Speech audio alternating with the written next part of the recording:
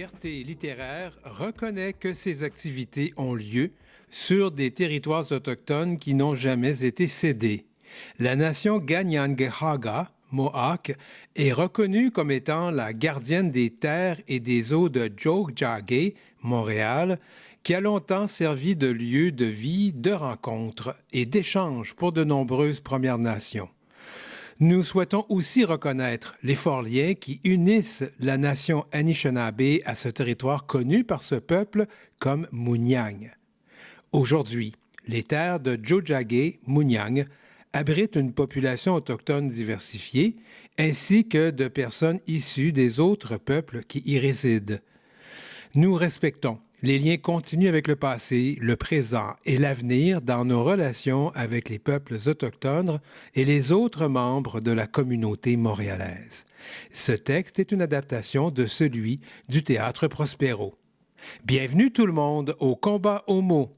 Voici votre animatrice, Amélie Boivin-Anfield.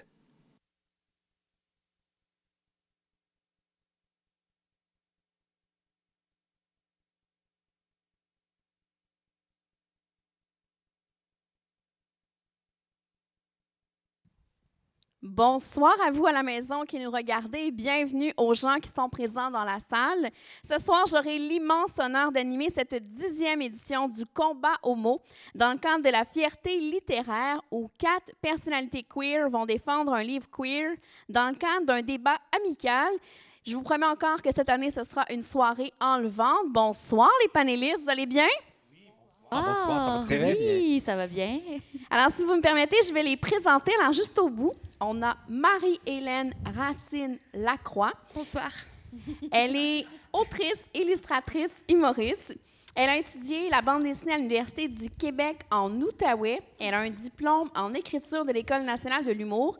Elle a créé et co-écrit la série courte humoristique Denis Danger, disponible sur l'appli et sur le site web de Télé-Québec et est en nomination pour 5 Gémeaux. Bravo! Yes. Bravo! Merci. Et ce soir, Marie-Hélène va défendre Les pénitences de Alex Vien. Alors, si vous me permettez, je vais vous la présenter. Alors, elle a étudié au baccalauréat en cinéma à l'Université de Montréal. En 2022, la parution de son premier roman, Les pénitences, marque son entrée fracassante sur la scène littéraire. Ses articles abordant l'identité de genre, la pauvreté et la beauté dans une perspective féministe et queer ont pu être lus dans les magazines Véro, le journal Métro et Elle Québec. Et son dossier sur les coupes de cheveux affirmant le genre a remporté l'or au National Magazine Award en 2023. Et Marie-Hélène, on commencera avec toi pour nous lire un court, nous faire un court résumé de Les pénitences d'Alex Vien pour mettre un peu en contexte les gens. En fait, je vais y aller tout simplement en lisant la 4e de couverture parce que je pense que ça présente bien le livre.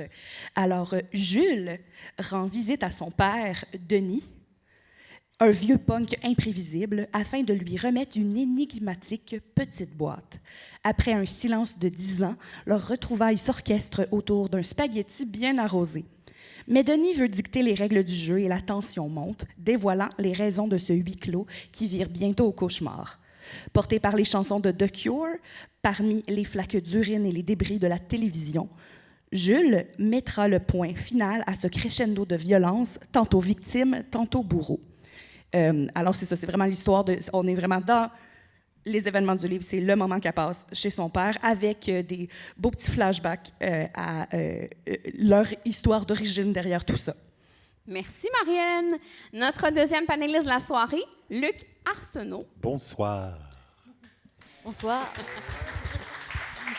Depuis plus de 4 décennies, il cumule les mises en scène, le jeu et la formation d'acteurs. Sa grande passion pour le théâtre ne s'est jamais essoufflée au fil du temps, que ce soit chez les professionnels ou chez les amateurs. Il aime diriger ses interprètes afin de les pousser toujours plus loin dans leur jeu.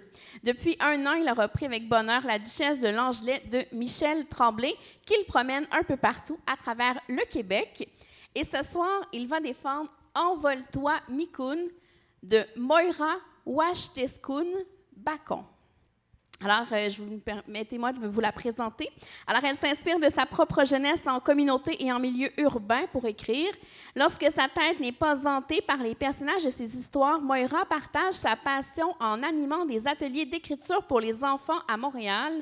En 2023, son premier roman, Envole-toi, Mikun, lui a valu d'être finaliste à plusieurs prix littéraires, dont celui du gouverneur général du Canada. Et Luc, peux-tu nous faire un court résumé de Envole-toi, Mikun? Je vais faire comme ma partenaire, je vais vous lire, en fait, qui résume très bien. Alors, après le départ de sa sœur Nissi, Mikun n'a plus de repères. Tout lui semble hostile. La grande ville, la vie à l'école et celle à la maison. La jeune fille de 15 ans en vient rapidement à croire qu'en étant moins différente, moins inoue, elle pourra elle aussi connaître l'amitié et les premiers émois de l'amour. Entre la quête amoureuse et la quête identitaire, Envole-toi, Mikun explore les déchirements du cœur. Moira Washtekun Bakon signe ici son premier roman. Voilà. Merci beaucoup, Luc. Et notre troisième panéliste de la soirée, c'est Stéphanie Desrochers. Bonjour. Alors, elle est diplômée en interprétation de l'École de théâtre du Cégep de Saint-Hyacinthe et bachelière en études théâtrales de l'UQAM. Elle est comédienne, metteuse en scène et doubleuse. Et au petit écran, on a pu l'apercevoir dans les séries À cœur battant, Sorcière et Indéfendable. Elle co-dirige également le Théâtre de la Lune Rouge, une compagnie de théâtre féministe qui présentera sa prochaine production ouverte à toute diversité corporelle à DUCEP au printemps 2026. Entrepreneuse, militante et agréable, vous n'avez pas fini d'entendre parler de Stéphanie. C'est moi. Et ce soir, Stéphanie, tu vas défendre « J'aime les filles de Oboum ». Et si vous me permettez, je vais vous présenter l'autrice. Alors, Diane Oboum-Sawin, alias Oboum, BDiste et cinéaste d'animation vivant à Montréal, a réalisé plusieurs films à titre de cinéaste indépendante et 4 œuvres d'auteur en collaboration avec l'ONF. Elle a publié plusieurs bandes dessinées et au fil des ans, elle a créé un type de récit bien à elle, teinté de naïveté et de réserve, empreint d'humour et de grande humanité, qui intègre fréquemment des détails autobiographiques. Et Stéphanie, est-ce que tu veux nous faire un court résumé de « J'aime les filles de Oboum » ? Oui, donc J'aime les filles de Oboum, c'est une BD. C'est le récit de 10 personnes qui réalisent qu'ils aiment les femmes.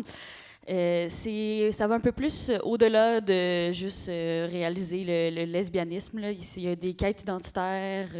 Voilà, c'est un style de dessin un petit peu plus naïf. Voilà, c'est très touchant. Merci beaucoup, Stéphanie. Et notre quatrième panéliste, et non le moindre, Jordan Dupuis. Salut! Alors, Jordan est animateur, chroniqueur, journaliste culturel, auteur et conférencier reconnu dans les médias québécois, notamment pour son engagement sur les enjeux LGBTQ2IA+. Il a été porte-parole du Festival Fierté Montréal et collaborateur dans divers médias tels que TVA, 98.5 FM, C'est quoi et le Journal de Montréal. Il termine une maîtrise sur les questions de genre. Il est également diplômé en enseignement. Et en 2023, il a animé l'émission On est rendu là sur TV5 Uni. Et il a publié... attendez, ça a comme collé. Son premier roman autobiographique, Tu es l'ogre, en avril dernier. Il donne également des conférences sur la résilience et son parcours de vie. Et ce soir, il va défendre Ce que je sais de toi de Éric Chacour. Bien content. Et si vous me permettez, je vais vous présenter Éric Chacour. Je pense même qu'il est dans la salle ce soir. Alors, il est né à Montréal de parents égyptiens. Il est diplômé en économie appliquée et en relations internationales. Son premier roman, Ce que je sais de toi, est paru au Québec en janvier 2023.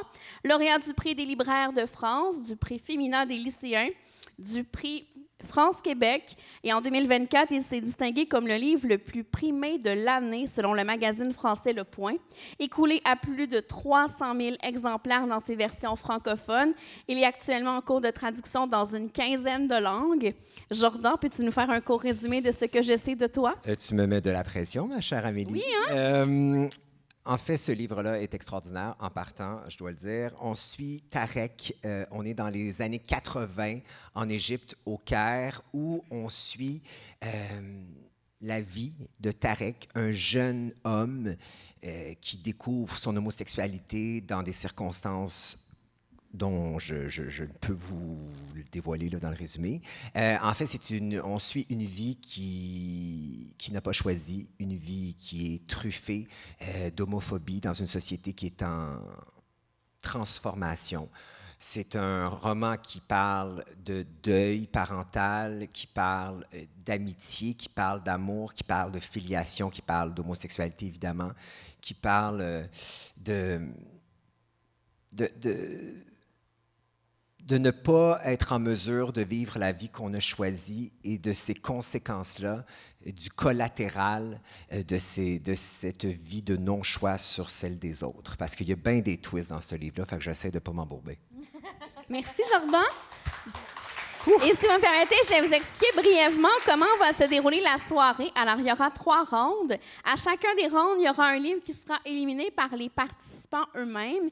Et c'est vous, le public, qui aurez le dernier mot, puisque c'est vous qui couronnerez le grand livre gagnant de la soirée. Et on commence maintenant avec le premier tour. Et je vais commencer avec toi, Jordan. Oh, c'est pas fin, ça! Ah, mais t'es dans ceux que ça fait le plus longtemps qui participent au combat au mot. T'as de l'expérience. C'est vrai. Là, ça fait 3 ans, donc j'espère que je vais gagner. Là. S'il vous plaît, faites-moi gagner. Alors, Jordan, est-ce que tu veux nous décrire quelle est la force de l'histoire de ce que je sais de toi? Premièrement, c'est la grande humanité envers tous les personnages de ce roman-là, mais je dirais également aussi les nombreuses twists narratives du roman, les divers univers dans lesquels on nous transpose, le tricotage entre ces passages-là, le choix du vocabulaire est extrêmement précis, touchant. On nous fait voyager à la fois dans un Montréal que dans un Caire des années 80 jusqu'aux années 2000. C'est vraiment un roman qui est tissé de façon extraordinaire et qui nous surprend de page en page. En fait, quand j'ai terminé ce roman-là, je me disais, j'en veux plus. Parce que j'avais l'impression d'effleurer, en fait, ce que ce roman aurait pu... en fait, ça pourrait être 8 tomes, là. Et pour nous mettre en contexte, est-ce que tu veux nous lire un court extrait? Oui, et là, je dois vous dire que l'extrait, là, Éric qui est dans la salle, Éric Jacquot, ça a été bien tough de choisir un extrait parce que, comme je vous le dis, il y a une rupture à un certain moment dans le livre, il y a des twists narratifs, on change de perspective. Je ne peux pas vous dévoiler de quoi il s'agit parce que, pour ceux qui n'ont pas lu le livre, ben, c'est un point tournant du livre. J'ai choisi un extrait...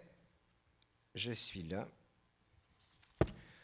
où le personnage de Tarek commence à vivre sérieusement l'homophobie de sa communauté, où il commence à y avoir de réelles répercussions. Donc, on est dans les années 80.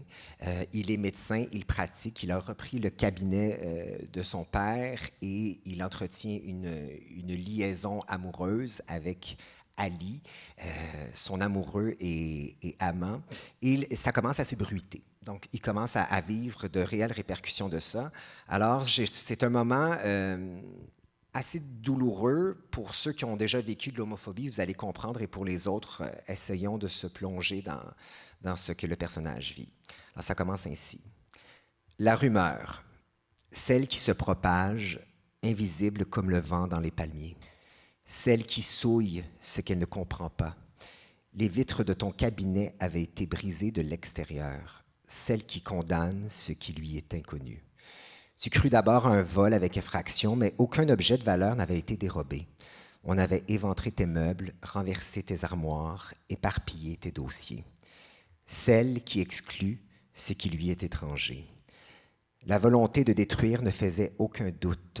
Combien était-il pour faire cela? 5, 20, et qui? Celle qui se déforme de l'oreille à la bouche. Il y avait une odeur d'essence, comme si l'on avait projeté de tout incendier. Pourquoi s'être arrêté avant? Par manque de temps? Pour que l'effet n'en soit que plus spectaculaire, parce que l'on avait préféré que tu t'y trouves? Celle qui tord la bouche, et qui la relaie d'une indignation feinte d'un sourire entendu. Tu pensas aussitôt à Mira. Où était-elle à cet instant précis? Et ta mère, et Nesrine, s'en serait-il pris à des femmes, celles qui se vautrent dans ses certitudes? Et Ali, celle qui dissimule sa laideur sous les masques de la bienséance, de la tradition, de la morale, des principes. Un frisson de rage te parcourut à cet instant, un sentiment d'une intensité que rien dans ta vie jamais n'égalerait. La rumeur, qui sait, qui éclabousse. Où diable était Ali, celle qui abhorre l'altérité? Tu sortis de ton cabinet en hurlant, celle qui désigne, qui asphyxie, qui lapide, qui immole. Soudain, tu vis la dépouille de ton chat, tarbouche, clouée sur un mur. Le sang dégoulinait le long de sa patte désarticulée. Il dessinait d'irrégulières lignes pourpres qui terminaient leur course dans les vomissures de la bête suppliée. Celle qui se glorifie de l'ignorance, tarbouche. Combien de temps avait-il agonisé dans cette macabre mise en scène? Celle qui bouffit de haine. Il y avait cette inscription sur le mur. Il t'attend en enfer, la rumeur qui assassine. Merci beaucoup, Jordan. J'irai maintenant avec Marie-Hélène. Est-ce que tu veux nous décrire quelle est la force de l'histoire de Les Pénitences d'Alex Vien? Je crois que pour ce roman-là, ce qui est vraiment venu me chercher, c'est la tension constante dans laquelle on reste dans le roman. Il y a un côté presque texte de théâtre où c'est efficace, on est dans le moment. Il y a beaucoup de dialogue.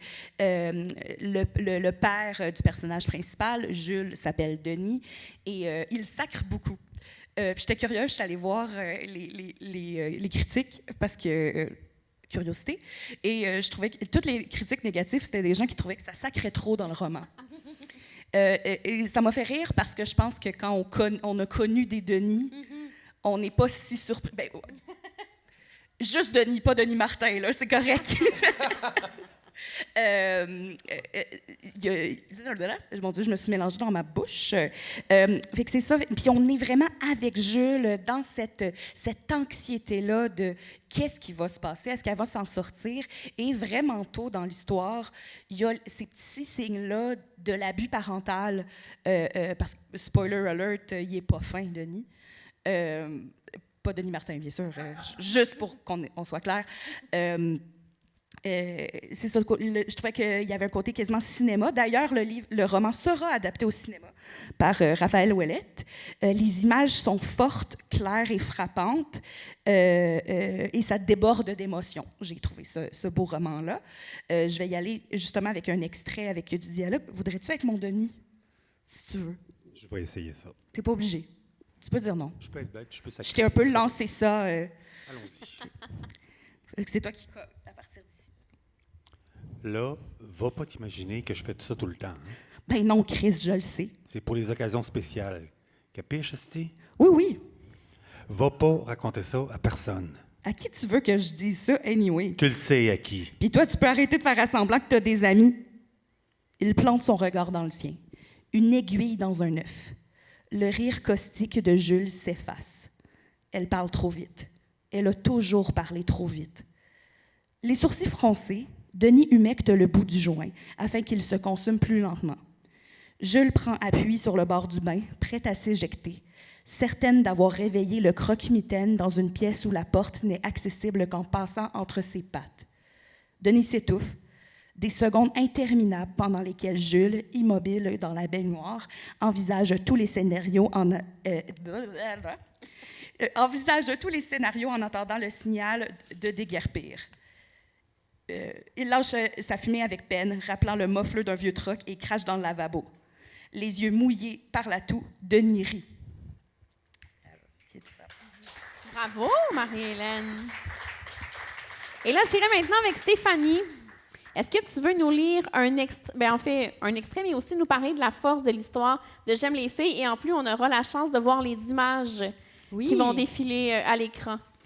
Donc, J'aime les filles de Baume, c'est une bande dessinée, mais ce n'est pas à sous-estimer dans ce grand concours littéraire. Pour moi, la force de ce livre-là, c'est qu'on va bien au-delà de juste l'orientation sexuelle. On a des quêtes identitaires. Les phrases sont simples, mais c'est très... elles renferment beaucoup de sens. Il y a beaucoup d'humour aussi, il y a des bonnes blagues visuelles, autant que aussi des bonnes blagues qui sont écrites. C'est drôle, surtout je pense que c'est très accessible. Je pense que ça pourrait être montré à des enfants. Je pense vraiment que c'est une œuvre qui est de tout genre, qui porte un message très important sur l'acceptation de soi. J'aime aussi le format du dessin, c'est vraiment pas anodin. La manière dont la féminité est représentée, on va au-delà dans la représentation des corps que ce qu'on est peut-être habitué dans nos trucs un peu hétéronormatifs et la représentation du genre. Je trouve que c'est très émancipateur, justement, au niveau de la représentation féminine. On voit que c'est des récits aussi par certaines dates. Par exemple, c'est des souvenirs, c'est des récits personnels. Je pense que s'il y avait eu 50 tomes de ça, j'aurais voulu lire les 50 tomes parce que c'est tout tellement... on peut tellement s'identifier à tous ces récits-là. Je trouve vraiment que c'est quelque chose qui est assez unique et très, comment je cherche le mot, Inclusif? Qui est inclusif, mais aussi que je pense qu'il se prête à plusieurs choses. Je pense que c'est qui est rassembleur, qui est, donc c'est mon cas pour ce livre-là que je trouve qui est très touchant. Et qui est très intelligent dans son message, qui n'est pas nécessairement caustique à recevoir, mais qui pourtant a une grande parole de libération. Et là, tu vas nous lire l'histoire de Diane, je crois. Donc, je vous lis une histoire complète, l'histoire de Diane. Il y aura, la lumière va se fermer un petit peu, vous allez pouvoir voir mieux les dessins, parce que c'est tellement important dans la proposition artistique, c'est très important. Je vous fais la narration. L'histoire de Diane. Je voulais toujours prendre le costume de Zorro de mon frère. Lui, il le mettait jamais. Prête-le-moi encore. Non, s'il te plaît. Il y avait un garage à 2 étages que je trouvais très beau. Mon père lui avait donné un magnifique livre de Flash Gordon. J'en étais malade de jalousie. À moi, il m'avait donné des petites cuillères en argent. En échange? Non. En plus, ma mère me les a reprises. C'est pas pour les enfants. Je jouais à Tarzan dans un trou d'obus et au pickpocket dans la cour d'école. J'ai changé 14 fois d'école. Voici Diane, la nouvelle élève. J'ai été 14 fois la nouvelle en même temps que la même personne. La nouvelle élève. À chaque fois, je choisissais une fille avec qui je voulais tomber en amour. Ça me donnait une motivation pour aller à l'école. Vite, on va être en retard. J'aime bien comment elle joue au ballon. J'aimais les filles, mais je ne le savais pas. J'aime bien comment elle marche. J'aime bien comment elle réfléchit.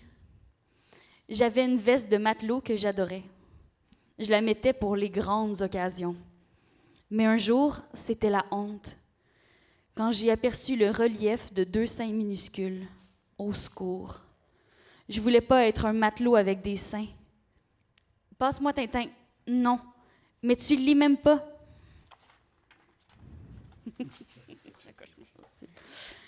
Un soir, je regardais un film seule à la maison.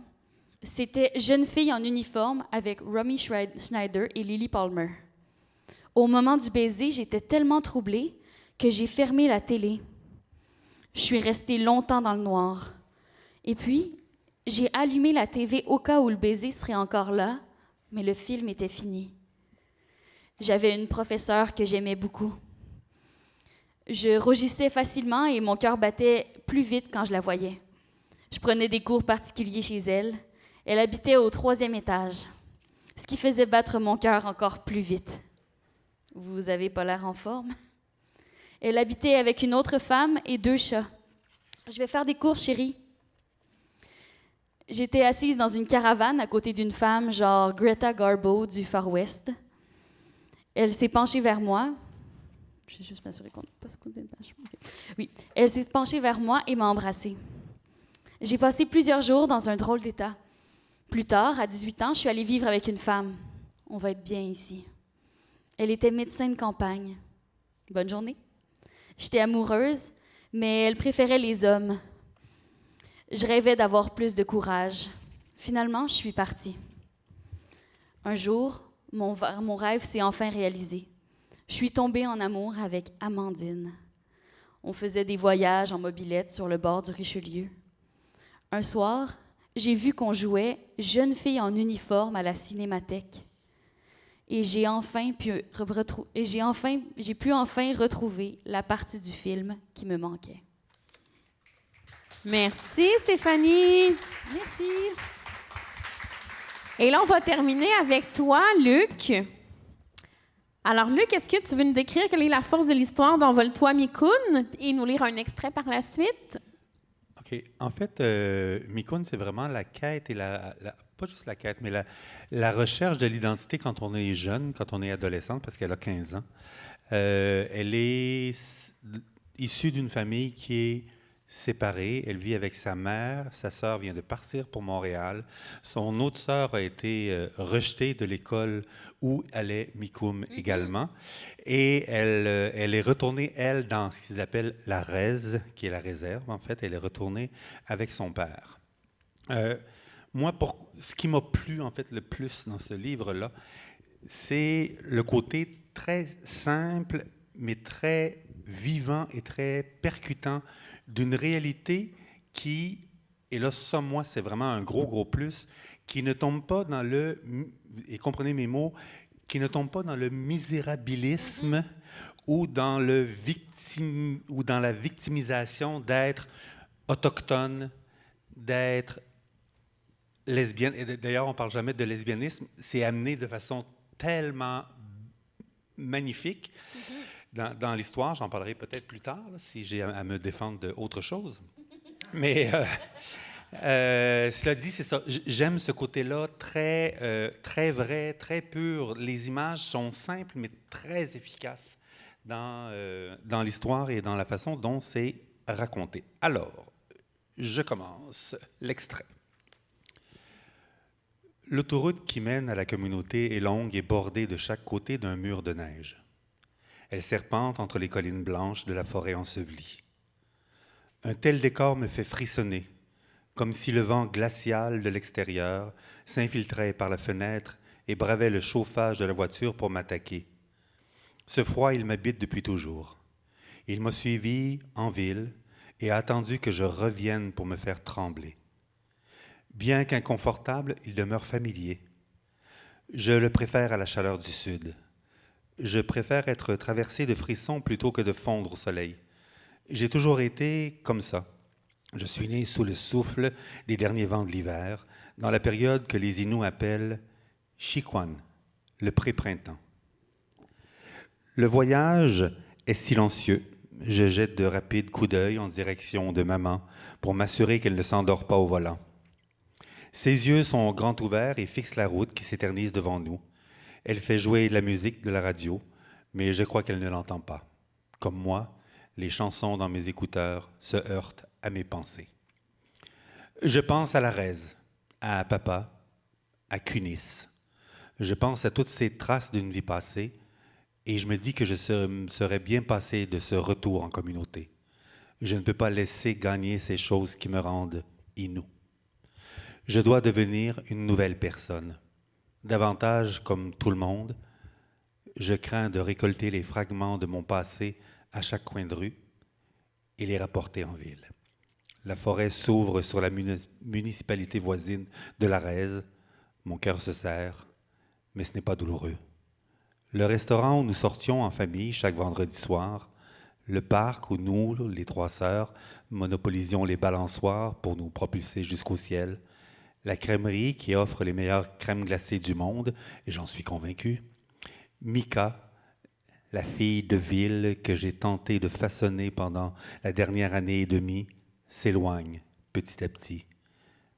Le semis s'éloigne. La voix criarde de Mégane devient un écho. L'image de Juliette s'estompe. Mes camarades de classe se dématérialisent pour devenir des ombres incapables de supporter le froid du Nord. La communauté se rapproche, les souvenirs reprennent vie, le passé reprend possession du présent. Merci, Luc. Et là, on tombe dans la partie où ça va être un peu moins amical. Là, c'est vraiment le mot combat qui va commencer. Oui, c'est ça. Alors maintenant, j'aimerais vous entendre sur lequel, dans les 4 livres autres que le vôtre, vous considérez que la force de l'histoire est la plus faible. Et je commencerai avec toi, Luc. Bon, c'est gentil. Alors, après avoir été si fin, en fait, moi, c'est pas nécessairement une question de force de l'histoire, mais celui qui m'a le moins rejoint, attiré ou quoi que ce soit, c'est la bande dessinée. Mon cœur. Et en fait, ma raison est fort simple. Quand je lis, j'ai moi, et ceux qui me connaissent pourraient corroborer, j'ai une imagination très fertile. Alors, de me faire mettre des images précises sur un texte, je perds quelque part l'intérêt parce que l'histoire aurait pu être, pour moi, dessinée autrement. Je sais que je ne suis pas auteur de bande dessinée, que je ne suis pas là pour ça non plus, mais en même temps, là, on m'impose une image. Alors que quand je lis un roman où il n'y a pas d'image, bien là, moi, les images, je suis capable de les composer moi-même. Alors, mes images, à moi, n'entrent jamais en contradiction avec le texte que je lis, alors que dans une bande dessinée, l'image peut être en contradiction avec ce que je lis, qui devient très perturbant. Après quelques histoires, où tu as l'impression, tu fais, est-ce que j'ai relu la même chose? Est-ce que j'ai lu encore la même affaire? Parce que c'est les mêmes personnages qui reviennent et qui restent. Voilà. Merci, Luc. Je te donne la réplique, Stéphanie. Et par la suite, tu pourras nous dire quel livre tu voudrais là, éliminer parce que la force de l'histoire, tu considères qu'elle est moins bonne que les autres. Veux-tu répliquer à Luc pour commencer? Pour moi, l'image vient simplement enrichir l'histoire. Donc, je pense qu'après ça, si le médium ne convient pas au lecteur, je pense pas que ça dit nécessairement quelque chose sur le livre en soi. Donc, je pense que je viendrai déposer l'argumentaire que je pense que ça enrichit la proposition plutôt. Parfait. Et là, quel livre considères-tu dont la force de l'histoire est les moins bonne? Bien là, je vois une belle opportunité de me venger, là. Tu peux essayer. Je pense que... je dois avouer que j'ai adoré tous les livres. C'est très sincère. Je pense que tous les livres sont incroyables et ont une belle force. Je pense que je dirais « Envole-toi, Mikun », parce que... je pense que je suis une personne qui va d'instinct, puis les sentiments, les émotions. J'ai été complètement bouleversée par les 2 autres livres, alors que je pense que ce livre-là, c'était dans la beauté, mais je pense qu'il y a des petits moments où je me suis peut-être un peu perdue dans comme l'espèce de la splendeur ou l'aspect littéraire du truc qui faisait que j'étais peut-être un peu moins pris dans, même si c'est des choses qui peuvent être sensibles pour moi, l'expérience LGBTQ, on dirait que ça n'a pas nécessairement rejoint cette sensibilité-là chez moi, alors que je suis touchée par le truc. Là. Merci beaucoup, Stéphanie. Et là, j'irai te voir, Marie-Hélène. Ah, tu veux répliquer, Luc? Vas-y, je te donne quelques secondes. Vas-y. Quelques secondes, quand même. Non, c'est drôle parce que ce que tu viens de dire, ou que tu sentais un peu perdu dans cette approche-là, ben pour moi, c'est le personnage qui, justement, est perdu de A à W. Parce que X, Y, Z, pour moi, dans l'histoire, ça se résout. Elle finit par ne plus être perdue. Alors, pour moi, ce qui est ton contre ou ton bémol, moi, c'est un plus. Fait que voilà. Marie-Hélène, toi? Grand choc, c'est la bande dessinée que je vais nommer en premier. Même si, moi aussi, j'ai beaucoup aimé les 4 livres. Je trouve que chacun sont très bons dans ce qu'ils font. Mais dans un contexte où là, je suis plus en analyse de l'histoire, moi, j'avais lu ce livre-là en anglais quand il est sorti il y a quelques années et il était vraiment venu me chercher, surtout que quand je l'avais lu, c'est quand moi-même je découvrais, j'étais en découverte de ma propre race envers les femmes.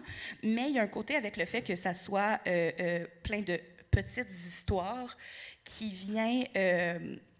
je sais pas, je pense que côté rythme puis tout ça, justement, tu sais, c'est les 3 autres livres, j'ai plongé dedans de A à Z, alors que là, ce livre-là, autant que je le recommanderais à plein de monde, si j'ai à choisir, c'est celui que je mettrais en dernier dans un top 4, même si dans un top 100, il est quand même dans le top 10, mettons. Merci beaucoup, Marie-Hélène. Et là, j'irai voir Jordan, savoir est-ce que Jordan va prendre aussi ce livre-là ou va faire comme toi, 2-2. Moi, y aller avec la famille. C'est parce que je suis queer, c'est ça, hein? Exactement. Tout est de ta faute.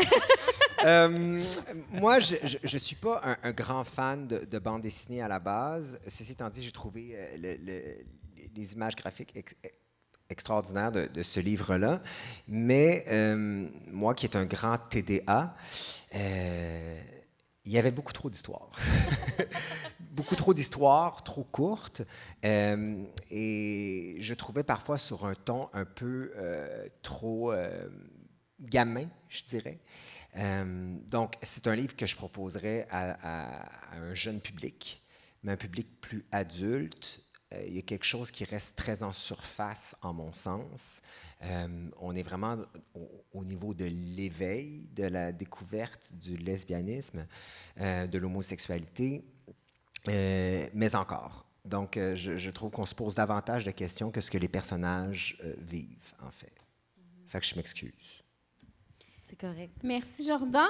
Alors, malheureusement, c'est ton livre, Stéphanie, qui est éliminé. J'aime les filles de Oboum, publié chez Loi de Cravant.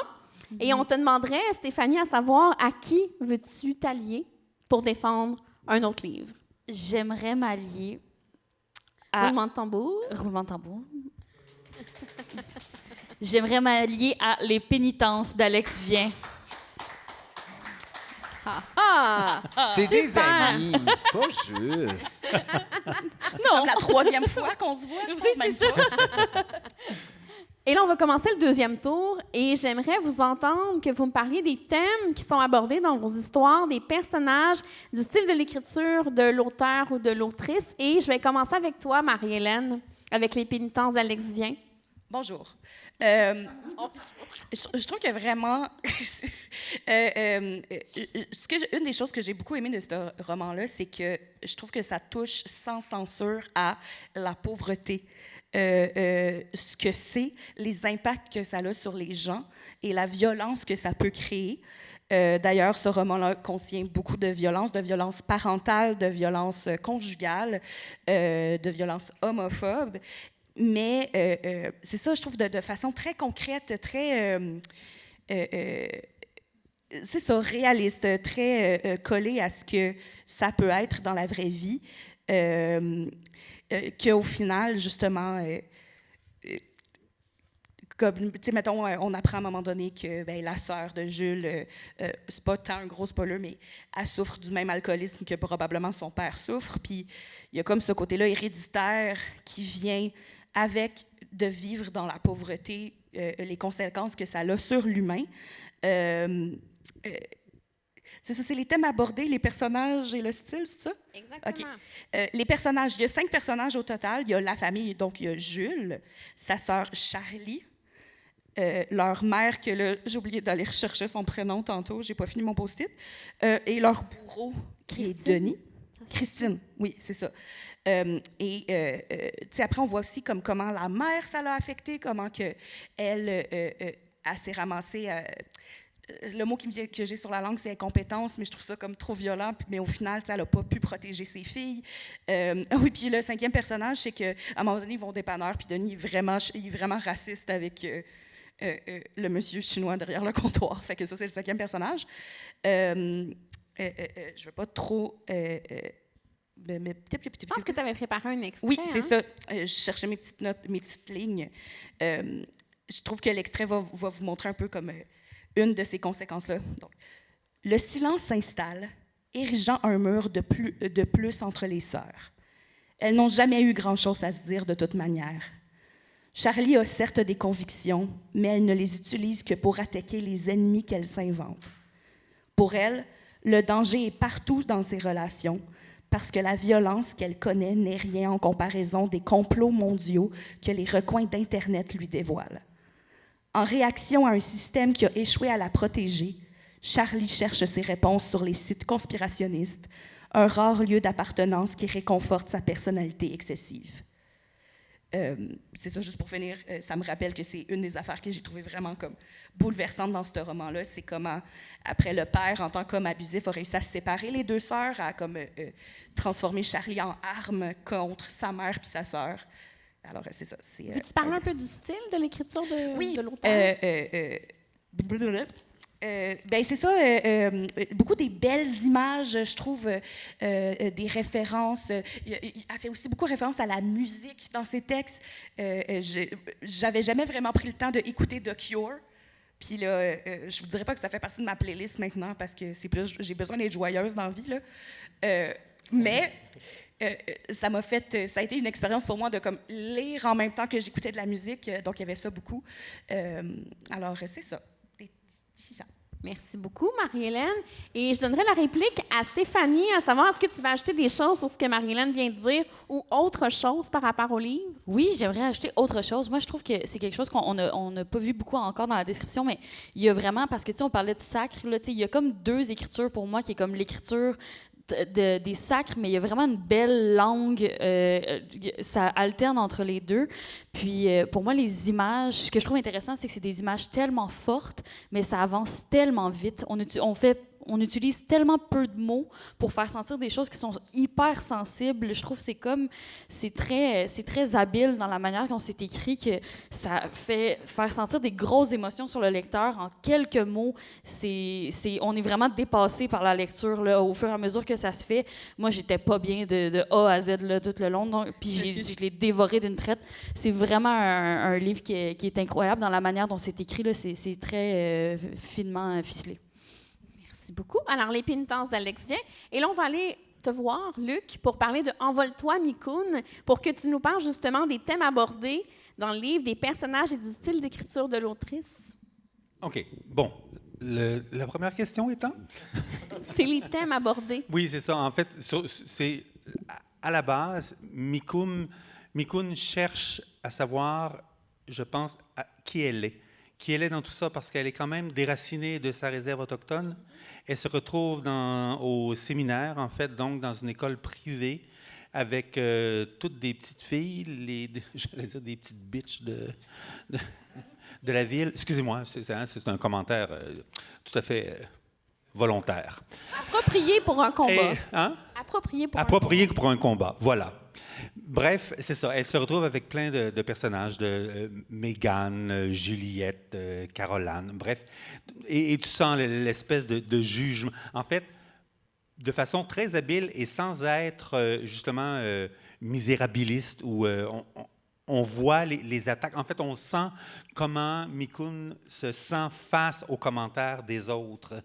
Mais il y a le questionnement qui peut rentrer éventuellement où tu fais « OK, est-ce que c'est réellement ce qu'elles ont dit ou c'est juste de la façon que ça a été dit que Mikoun le ressent? » Et là, il y a toute l'autre partie où on va aller chercher quand elle se retrouve avec sa mère pour aller pour la fêter Noël sur la réserve.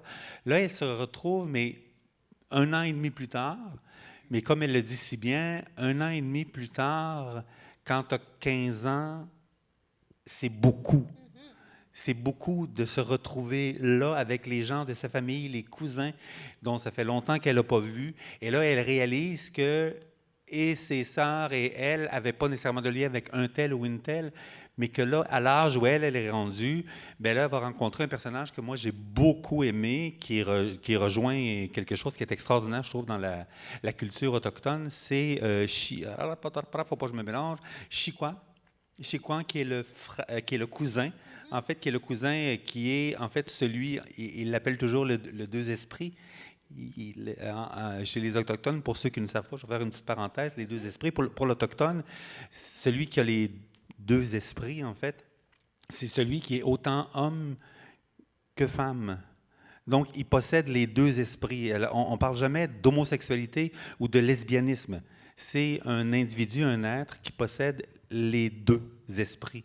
Alors, ils sont très respectés, contrairement à bien des sociétés, très respectés et surtout, je dirais, à la limite, vénérés. C'est un plus pour la famille autochtone d'avoir quelqu'un qui a les deux esprits dans sa famille ou dans sa réserve. Alors voilà. Autre Le style question. d'écri- ben, Le les style d'écriture. Le style d'écriture est très, je vais utiliser le mot naïf, dans le bon sens du terme. C'est très vrai, c'est très direct. Il n'y a pas de flafla, il n'y a pas d'essayer d'embellir la chose ou de démolir la chose. On est des deux côtés, on décrit. En fait, on décrit sincèrement ce qui se passe et le plus vrai possible, alors que pour moi, ce que ça crée, c'est que je suis capable d'amener plein d'images dans la description qu'on me fait parce qu'on ne m'impose pas on ne m'impose pas une colère, on ne m'impose pas une vengeance, on ne m'impose pas la beauté, on décrit ce qui est là. Alors pour moi, ça devient beau, ça devient enrageant, ça devient agréable, ça devient soulageant. Il y a toute cette espèce de balance que je trouve très bien faite dans l'écriture. Avais-tu un extrait aussi à lire? Ben, il y a un petit extrait qui est mignon, où je vais partir de ce que j'ai dit un peu plus tôt. 1 an et demi, c'est long. Plusieurs choses ont eu le temps de se produire dans la vie de ma sœur. En 1 an et demi, les choses changent. Les membres de ma famille croient-ils que j'ai changé? À leurs yeux, suis-je toujours la même Mikoun, ou détectent-ils en moi la trace du Sud et du milieu urbain? Merci beaucoup, Luc. Et on va terminer avec toi, Jordan, justement, sur les thèmes abordés dans Ce que je sais de toi, les personnages et le style d'écriture de l'auteur. D'ailleurs, je dois vous dire, ce livre-là, a remporté plusieurs prix. Tu en as mentionné quelques-uns. Là, on parle du prix féminin des lycéens, le prix Première Plume, le prix France-Québec, le prix du rendez-vous du premier roman, le prix des libraires 2024, justement parce que les thèmes abordés, ils sont nombreux dans ce livre-là. Tarek est un personnage que l'on pense connaître par la structure narrative du livre, mais que finalement on ne connaît pas du tout. Et ce personnage-là ne se connaît pas lui-même. On parle de découverte de l'homosexualité, mais en même temps, j'ai envie de dire que l'homosexualité dans ce livre-là, elle est presque un prétexte, parce que ce personnage-là se sent atypique, se sent différent. Et dès les premières lignes du roman, on a un Tarek enfant. Je vais vous lire juste comme 4 phrases. Il parle avec son père dans la voiture. On est en 1961, au Caire, en Égypte. Et son père lui demande « Quelle voiture voudrais-tu plus tard ?» Il avait posé cette simple question, mais tu ignorais alors qu'il fallait se méfier des questions simples. Tu avais 12 ans, ta sœur 10. Vous vous promeniez avec votre père sur le bord du Nil dans le quartier résidentiel de Zamalek. Porté par le cortège sonore d'une circulation désordonnée, ton regard s'oubliait sur cette tour en forme de lotus qui venait de surgir de terre. La plus haute d'Afrique, affirmait-on fièrement, est construite par un Melkite. D'emblée, avec ces quelques phrases-là, on comprend que ce petit gars-là doit répondre ce que la société s'attend de lui, et c'est comme ça qu'il va fonctionner tout au long de sa vie. C'est un livre qui parle de filiation, qui parle beaucoup d'amour, de clan. D'ailleurs, la dédicace du livre d'Éric Chacour, qui est né ici, mais de parents égyptiens, il faut le dire, c'est à ceux qui m'ont fait aimer l'Égypte à Celle. Parce que ce livre-là a beaucoup d'amour, beaucoup de bienveillance, beaucoup de douceur. On aurait pu être dans une figure où l'on dépeint une Égypte homophobe, raciste, obtus, mais on est vraiment dans une atmosphère de résignation, mais en même temps, beaucoup de résiliation, je veux dire. Donc, les personnages sont très résilients, mais s'aiment énormément.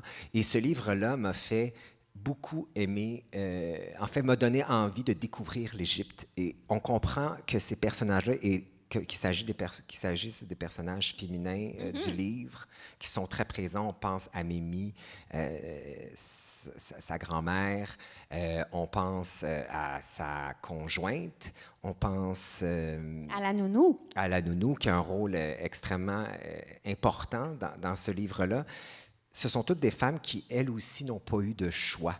Donc, où elles sont tributaires d'une société où on leur a imposé de vivre d'une certaine façon, mais ça n'enlève rien à l'amour que ces gens-là portent un envers l'autre. Et on sent que malgré l'exil de Tarek vers Montréal, il fuit beaucoup de choses. Il ne fuit pas juste son homosexualité, il fuit le sentiment de liberté qu'il n'y avait pas là-bas. On ne sent pas qu'il fuit parce qu'il n'aime pas les gens de sa famille. Donc, c'est un livre qui est... J'aimerais ça que tu nous parles du style d'écriture de l'auteur, puis Ouais. peut-être de la narration ou les narrations. Oui. Et d'ailleurs, c'est une des grandes... Tu sais, le livre s'appelle « Ce que je sais de toi » et on se fait tous prendre par le titre du livre parce que qui se souvient de qui et de quoi on se souvient? Ça s'embrouille parce que le style d'écriture qui est soutenu, qui est sensible, qui est doux, qui est bienveillant, qui est extrêmement lumineux, descriptif, mais pas dans l'excès.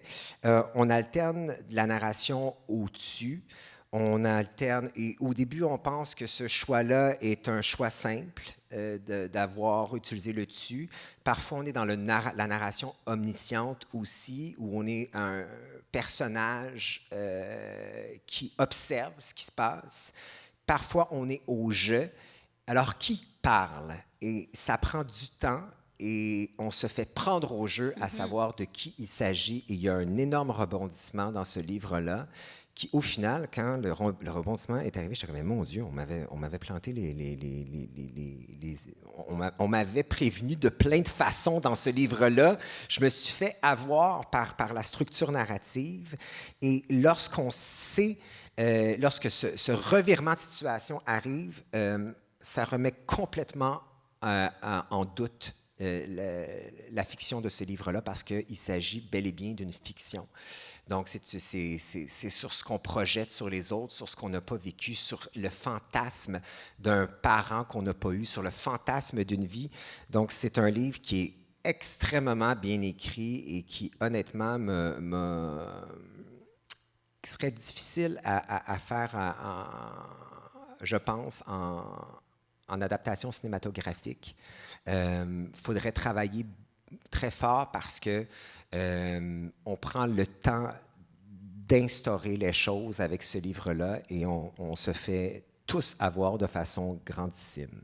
Merci beaucoup, Jordan. Et là, on est rendu à la partie où on va devoir éliminer un autre livre. Et je commencerai avec toi, Marie-Hélène. Quel livre voudrais-tu éliminer à ce moment-ci par rapport au style d'écriture de l'auteur, les personnages, les thèmes abordés dans l'histoire? Oh non, regarde-moi pas, là. Mais en fait, je vais y aller avec Envole-toi, Mikoun, mais je vais pas lui inventer des défauts. Je crois pas que j'ai inventé des défauts, là. C'est que c'est deux romans que j'ai beaucoup aimés, dans un contexte où il faut que j'en choisisse un que j'aime plus, ben ça serait ce que je sais de toi. Mais je veux quand même prendre le temps de complimenter Envole-toi, Mikoun. Moi, j'aimerais ça qu'ils lisent dans les écoles secondaires. Moi, au secondaire, on m'a fait lire Agaguk, OK? Puis Agaguk, c'est vraiment raciste, là. Je ne sais pas si vous avez relu Agaguk. Je vous le souhaite pas. Moi, c'est pas un livre que je porte dans mon cœur, mais de toute façon, il ne faut pas que je parle d'Agaguk, là. C'est que justement, je suis comme...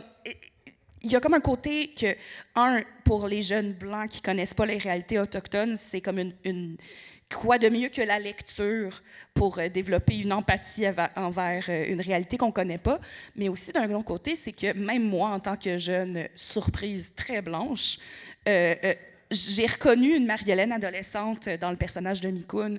C'est drôle parce que des personnalités complètement différentes, mais ces anxiétés-là sociales de tout le temps être en mode OK, les filles cool, moi je suis pas dans les cool. Puis cette chose-là qui est tellement importante quand on a 15 ans, puis que maintenant, comme adulte de 31 ans, je suis comme OK, ouais, c'est correct, là.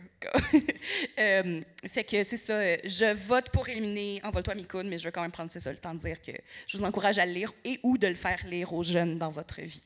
Merci beaucoup à toi. Et je te donnerai la réplique, Luc, juste pour un peu remonter Envole-toi Mikoun, et ensuite nous dire quel livre tu voudrais éliminer. OK. En fait, je veux dire, t'as pas tapé fort. Hein? Je suis pas très violente. Non, je sais. Je dois l'être plus à mes heures. Mais moi, c'est qu'Envole-toi Mikoun, c'est justement tout ce qu'elle décrivait où on n'a pas de... je trouve extraordinaire dans son écriture. Elle n'est pas ici ce soir, hein? Oui, elle est là. Bravo.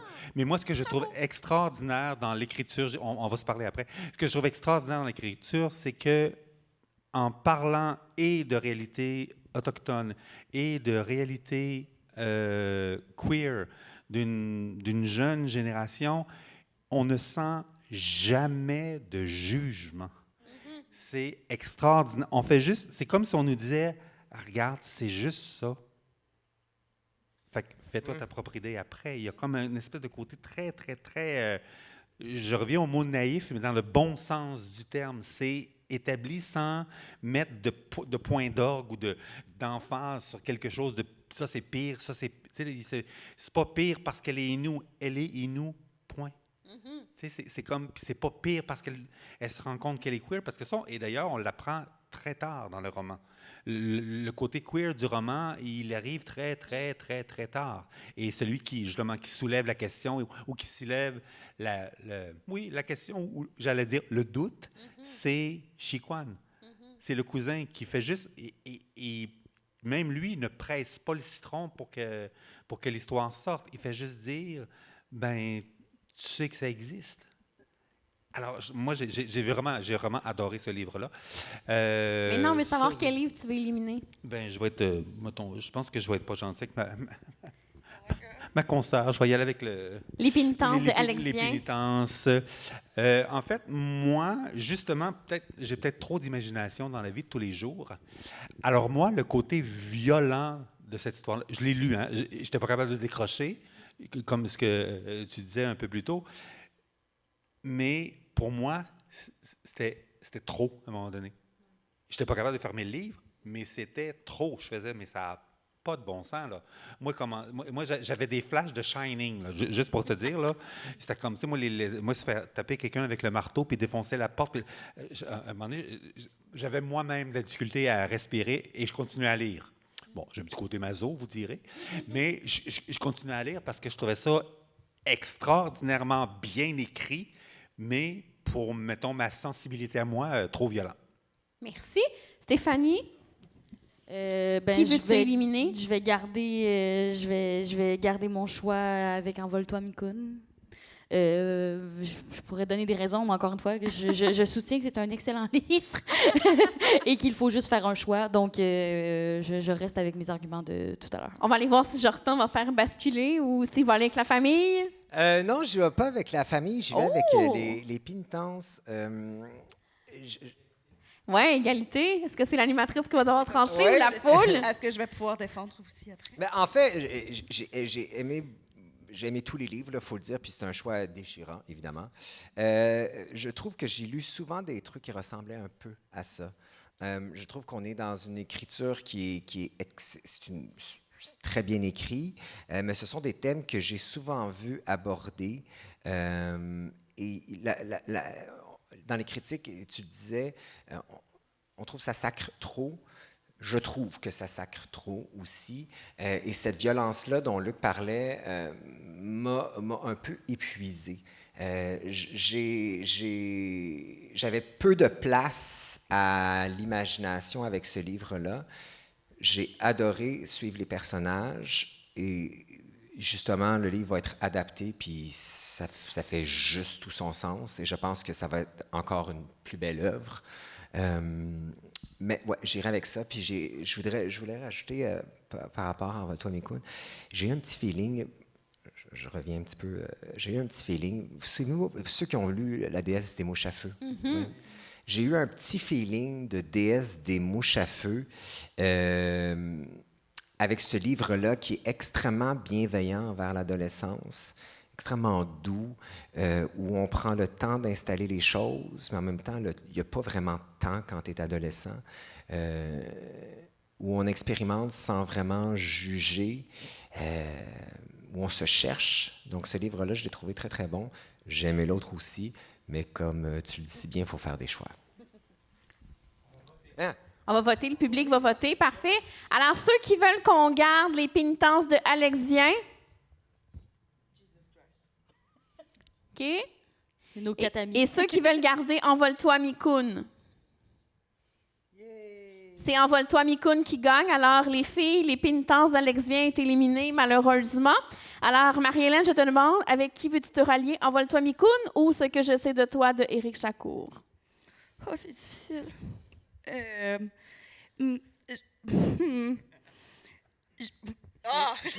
m'excuse. Est-ce que ça change quelque chose si moi, j'ai déjà mon choix? Choisis. Vas-y, Stéphanie, choisis, puis ensuite, on pourra... Moi, je pense que je vais faire un coup de théâtre et je vais me joindre à Envole-toi, Mikoun. Oh! Je vais me joindre à Ce que je sais de toi. Parfait. Ouais, on va faire ça 50-50. Ça va être 2-2, ça va être 50-50. Parfait. On va commencer avec toi, Jordan, pour cette fois-ci. Alors, j'aimerais que tu nous parles du facteur émotif de Ce que je sais de toi. Oh mon Dieu, il y en a-tu du facteur émotif là-dedans? Si j'ai pas braillé la moitié du livre, c'est beau. Le facteur émotif, qu'est-ce que je pourrais bien dire là-dessus? Il est extrêmement présent. C'est extrêmement émotif, mais on n'est pas dans la surreprésentation des émotions, on n'est pas dans le stéréotype, on n'est pas dans l'histrionie du sentiment non plus. Pourtant, il y a plein de raisons pour l'être dans ce livre-là. On est vraiment dans une espèce de... Je ne sais pas si... Tu sais, quand on voyage, puis qu'on arrive dans un pays qui fait très chaud, et où on a l'impression qu'il y a une espèce de lenteur dans l'air, où les émotions sont un peu anesthésiées.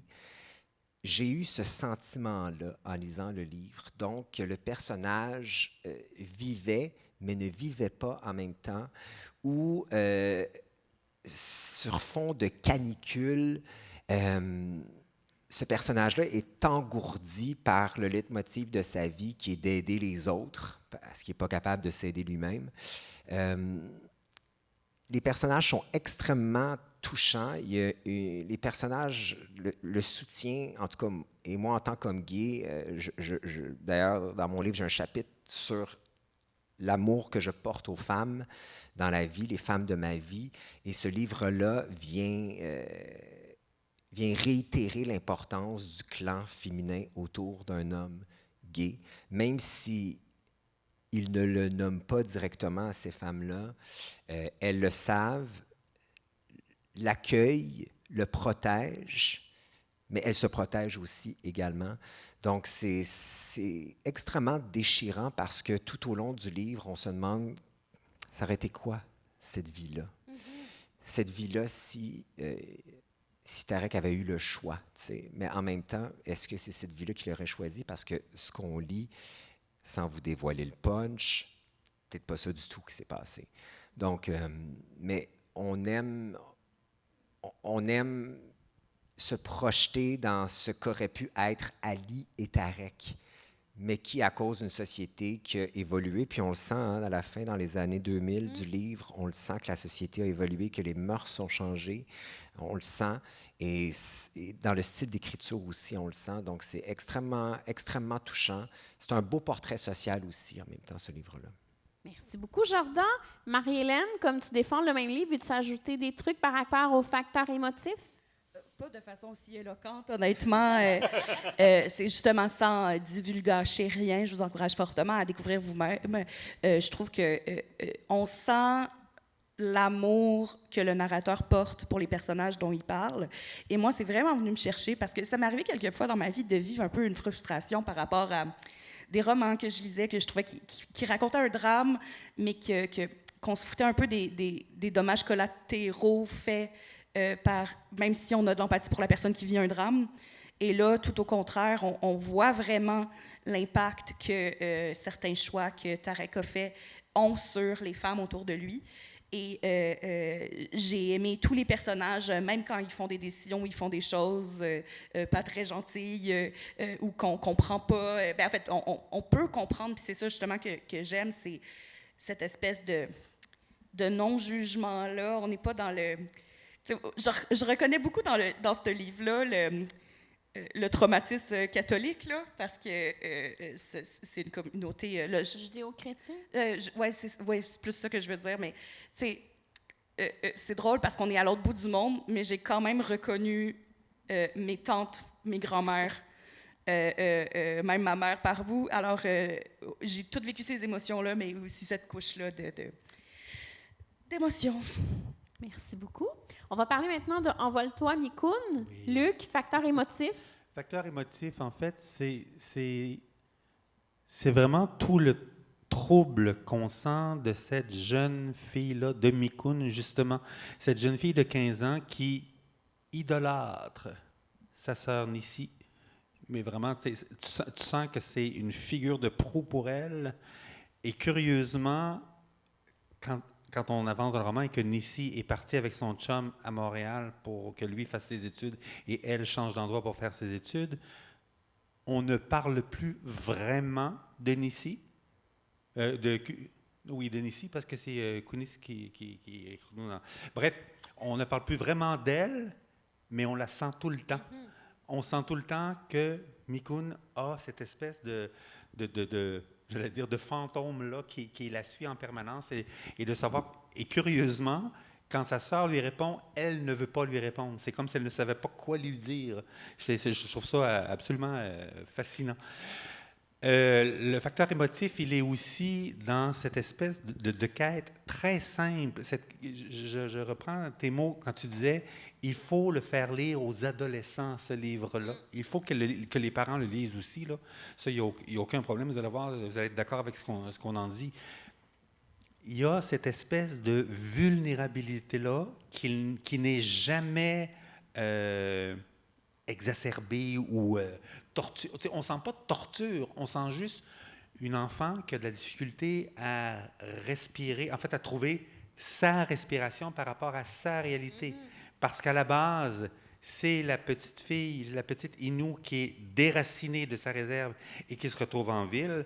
Donc, il y a une crise identitaire avec ses partenaires, je vais être blancs, de son école privée et qui ne se retrouvent pas dans ça exactement et parfaitement.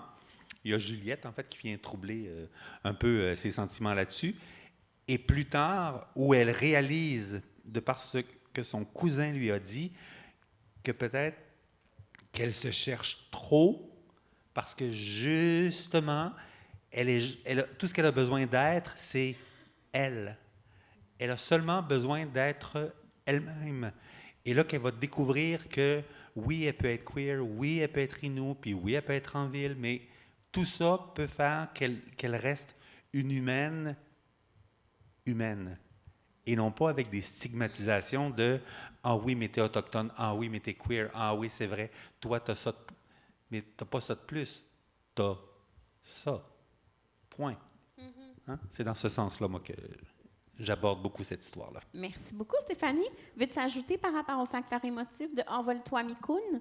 Moi, je suis assez d'accord avec tout ce que tu viens de dire. Je pense que ça parle aussi à la honte et à la solitude, beaucoup, sans tomber dans le mélodrame. Je pense que c'est quelque chose qui peut parler à beaucoup de gens. Fait que je pense que c'est une émotion qui est très précise et qui est difficile aussi, je trouve, à bien écrire sans justement mettre de la confiture. Là. J'invente cette expression-là. Mais tu sais, par-dessus, je trouve que c'est bien fait, c'est très habile, puis ça nous plonge vraiment dans l'intériorité. Tu sais, c'est un peu un discours avec soi-même, puis par rapport à ça, c'est bien réalisé qu'on ne sent pas nécessairement l'espèce de figure de style à l'extérieur. Là. Ça nous touche.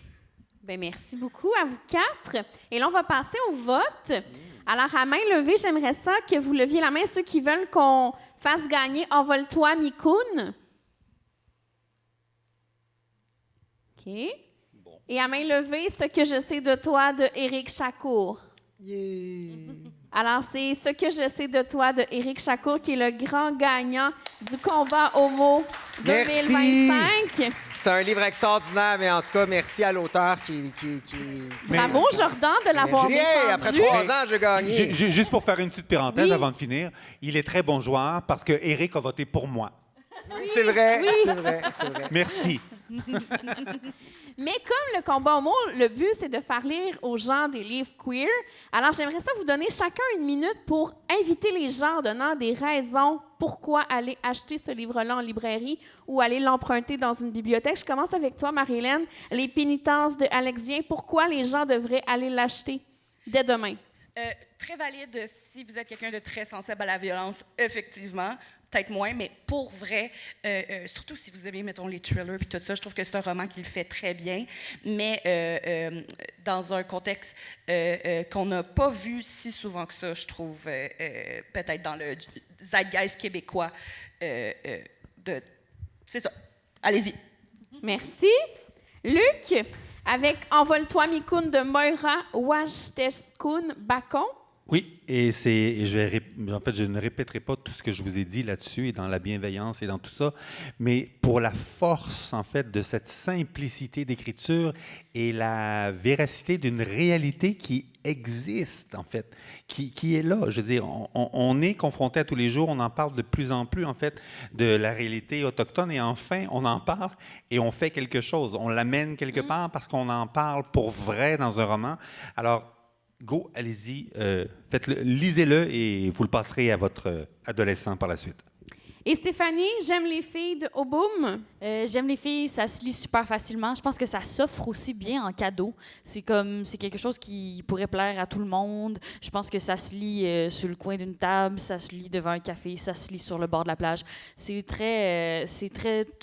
fait du bien, c'est beau, c'est drôle, c'est touchant. Je pense que ça peut rejoindre les plus jeunes aussi. Donc, je recommande de donner ça à vos bambins dans la maison. Et Jordan, toi qui as gagné ce soir, d'autres arguments pour que les gens aient acheté ce livre-là. Ouais, La preuve, tu l'as dit, qu'il a remporté une panoplie de prix.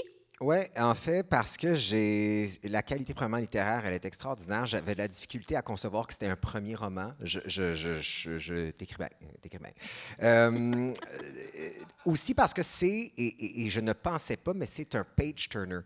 C'est un page-turner parce qu'il y a plusieurs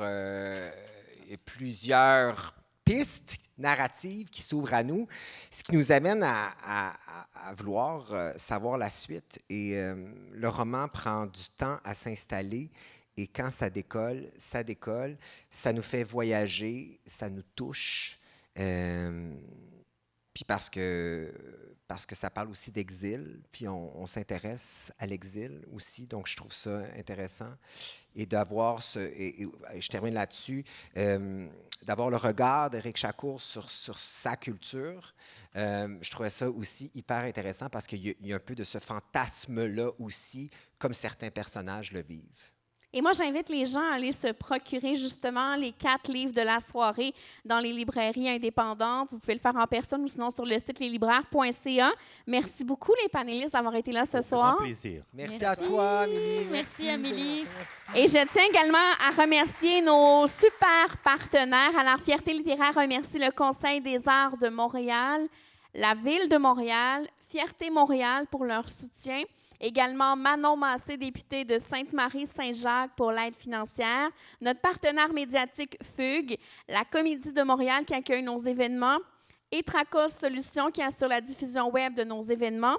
Et notre dernier événement en salle de ce festival, le Grand Effeuillage littéraire, a lieu demain soir, 5 août, ici, à la Comédie de Montréal, à 20h, réservé aux 18 ans et plus.